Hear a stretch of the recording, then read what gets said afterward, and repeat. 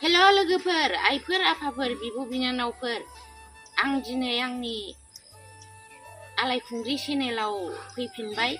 बेसेबांबा गोबावनिफ्राय मानो होनोबा आङो अपारेसन जादोंमोन, बिनि थाखायनो आं नोंथांमोननि खाथियाव फैनो हायाखैमोन।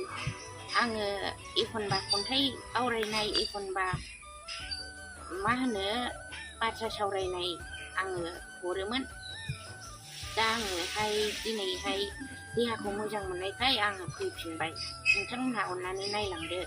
दिनैबो खन्थाइ फरायहरनोसै, अननानै खोनासंलांदो। खन्थाइनि मुङा जाहैबाय सायनासालि। सायनासालिखौ अबंलावरिया बेखेवबाय। बे बुहुमाव आं आगान होफैबाय। जोनोमगिरि आइ आफाया खांबाय बाबाय, फेदेरबाय फोरोंबाय, थांना थानायनि इसारा होबाय। गासैबो संसारनि मायाखौ आं हमदांनो हाबाय। सुखु दुखु मोजां गाज्रि मोनदांजोब्बाय। गाबनाय मिनिनाय सुखु आरो दुखुआ आंनि लोगो जाबाय। दावहाथिलि बे संसाराव दावहा नाङै नाङै आं मेंबाय। गोबां नाजानायनि उनावबो आं गासैखौबो मोनजोबनो हायाखिसै। आरोबाव आं जुजिनो हायाखिसै।